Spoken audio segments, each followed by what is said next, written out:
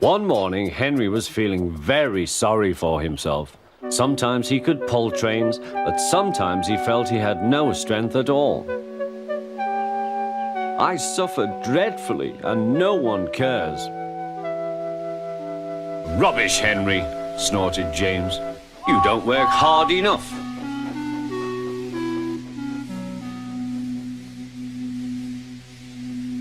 Sir Topham Hatt spoke to him too. What's wrong with you, Henry? You have had lots of new parts and new paint too, but they've done you no good.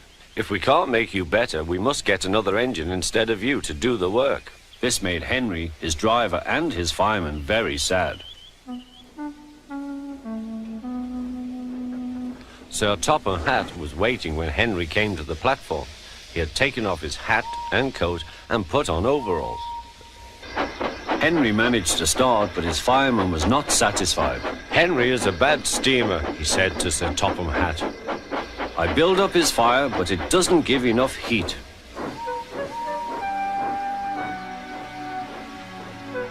Henry tried very hard, but it was no good. He didn't have enough steam and came to a stop outside Edward's station. Oh dear, thought Henry, I shall have to go away. Oh dear, oh dear.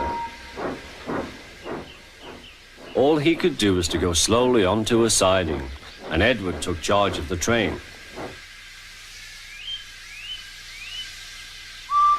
Sir Topham Hatt and the fireman went on discussing Henry's troubles. What do you think is wrong, fireman? Asked Sir Topham Hatt.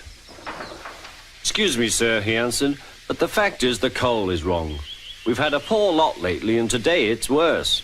The other engines can manage, they have big fireboxes. Henry's is small and can't make the heat. With Welsh coal, he'd be a different engine. It's expensive, said Sir Topham Hatt, but Henry must have a fair chance. James shall go and fetch some.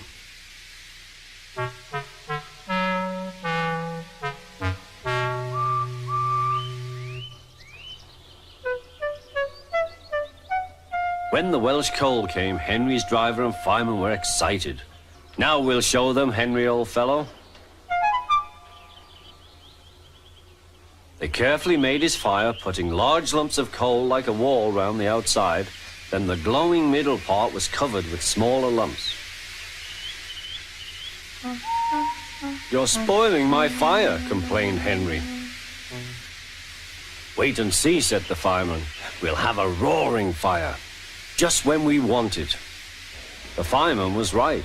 When Henry reached the platform, the water was boiling nicely, and he had to let off steam. How are you, Henry? Peep, peep, whistled Henry. I feel fine. Have you a good fire, driver? Never better, sir, and plenty of steam.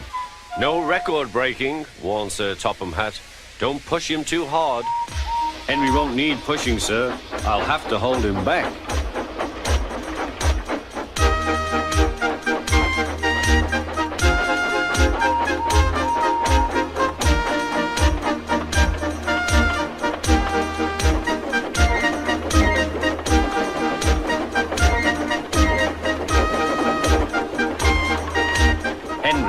Lovely day.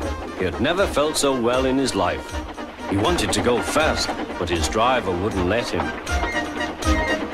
Steady, old fellow, he would say. There's plenty of time. They arrived early at the station. Thomas puffed in. Where have you been, lazybones? Asked Henry. Oh, I can't wait for dawdling tank engines like you. Goodbye.